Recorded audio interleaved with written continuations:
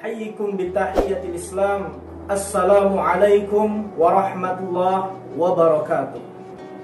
Innal hamdalillah nahmaduhu wa nasta'inuhu wa nastaghfiruh wa na'udzu billahi min sururi anfusina wa min sayyiati a'malina. Man yahdillahu fala mudhillalah wa man yudlilhu fala hadiyalah. Asyhadu an la ilaha illallah wa asyhadu anna Muhammadan abduhu wa rasuluhu alladzi la nabiyya ba'd.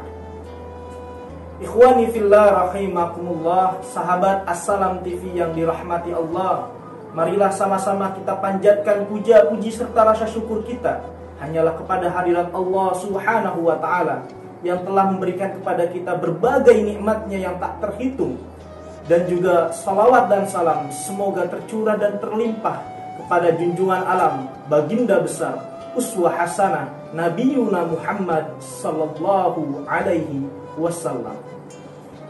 Dan juga salawat dan salam semoga tercurah dan terlimpah kepada para ahlul baitnya, sahabat sahabiahnya, tabi'in dan tabiatnya, thummal amthal fal amthal.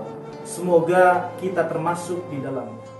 Ikhwani fillah rahimakumullah, sahabat Assalam TV yang dirahmati Allah, tentunya kita sama-sama memahami bahwa kemerdekaan sejati tentunya tidak hanya bisa diraih dengan materi, tentunya tidak hanya bisa diraih dengan hengkangnya para penjajah dari tanah air kita, melainkan kali ini kita akan membahas mengenai lebih dalam kemerdekaan sejati secara utuh, yakni kemerdekaan sejati adalah tauhid.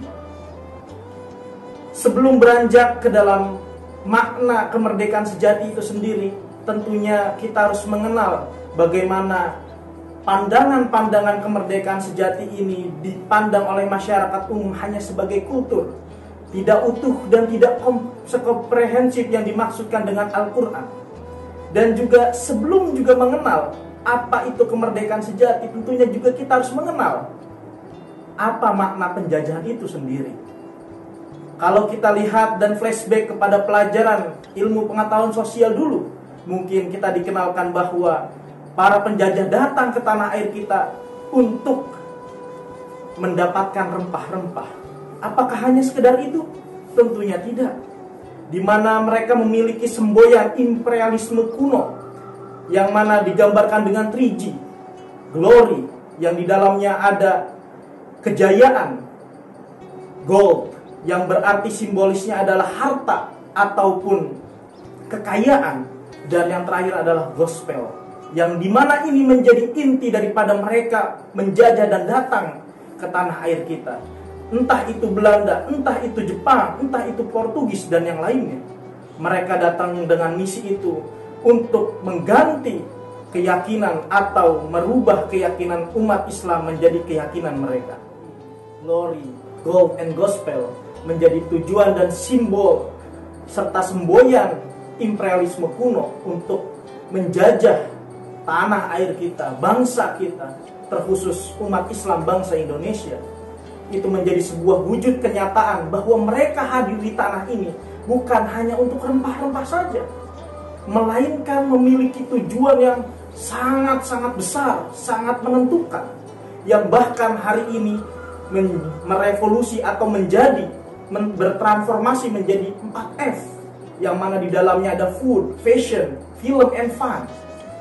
Dan itu hari ini terus-menerus merongrong sebagai suatu penjajahan yang tentunya nyata ada di dalam umat Islam bangsa Indonesia. Agar apa? Agar umat Islam bangsa Indonesia terjauhkan daripada Allah dan Rasulnya, agar terjauhkan dengan Qurannya, sehingga 4F tersebut terus-menerus diciptakan dari dapur-dapur mereka yang hari ini terus-menerus ada. Sebab ini sangat berkesinambungan dalam Quran surat 61 ayat 8. A'udzu billahi minasyaitonir rajim. Bismillahirrahmanirrahim. Liyutfi'u nurallah biafwahihim wallahu mutimmu nurihi walau karihal kafirun. Ikhwani fillah rahimakumullah, sahabat Assalam TV yang dirahmati Allah, maka dengan segala daya upaya mereka terus-menerus bertujuan untuk memadamkan cahaya Allah. Tetapi Allah memiliki rencana untuk menyempurnakan cahayanya, walaupun dibenci oleh orang-orang kafir dimanapun berada. Sehingga kita harus sadar bahwa penjajahan ini bukan hanya dihentikan atau bukan hanya dengan simbolis berhenti perginya mereka dari tanah air kita, melainkan 4F ini terus berjalan merongrong umat Islam agar jauh daripada Allah dan Rasulnya. Ikhwani fillah rahimakumullah, sahabat Assalam TV yang dirahmati Allah. Maka kemerdekaan sejati tentunya adalah kemerdekaan menurut Al-Islam, menurut Allah dan Rasulnya. Karena Allah lebih mengetahui keselarasan dan keharmonisan. Dikarenakan Allah menciptakan manusia tentunya mengetahui apa yang dibutuhkan dan apa yang bermanfaat bagi manusia tersebut. Sehingga kemerdekaan sejati ini betul-betul digambarkan oleh Allah dan Rasulnya dengan keterbebasan dari belenggu-belenggu duniawi dan terlepas daripada penjajahan yang berupa 4F ataupun Trijia dan yang lainnya. Sehingga kebebasan ini bukan berarti bebas tanpa aturan, bebas seperti hewan, tidak. Melainkan kebebasan yang tentunya di dalamnya mengikatkan kepada satu ikatan, yaitu ikatan tauhid. Dengan satu kalimat yang senantiasa dibacakan oleh para anbiya, oleh para rasul, sahabat, tabi'in dan tabi'atnya. Kemudian para pahlawan-pahlawan yang dulu pernah membebaskan penjajahan dari tanah air kita. Salah satunya yang memegang nilai prinsip Islam adalah pahlawan-pahlawan seperti halnya Pangeran Diponegoro dengan jihad dan perjuangan yang luar biasanya.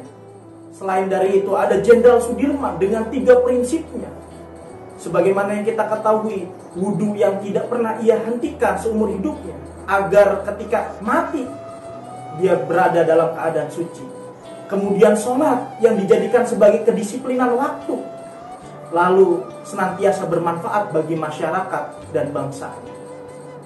Itulah beberapa hal dan beberapa contoh daripada yang dicontohkan oleh pahlawan-pahlawan kita. Belum lagi yang dicontohkan oleh para sahabat-sahabiahnya. Ammar bin Yasir dengan kesabarannya, Bilal bin Rabah dengan kalimat ahad-ahadnya untuk mempertahankan kalimat tiada lain ialah kalimat tauhid. Sebagaimana yang senantiasa kita baca dalam sholat, bacaan dalam doa, bacaan dalam tahlil. Asyhadu an la ilaha illallah wa asyhadu anna Muhammadan abduhu wa rasuluh. Kalimat syahadat ini tentunya memiliki 2 muatan yang sangat-sangat berat, yang tentunya membumikan pahala dan juga membumikan keriduan Allah serta keberkahan di dalamnya. Apa saja itu? Yang pertama adalah syahadat tauhid, asyhadu an la ilaha illallah, yang mana di dalamnya seorang hamba harus mengikatkan kepada satu ikatan, sehingga membuatnya dia kuat, kokoh dalam menjalani setiap kehidupan.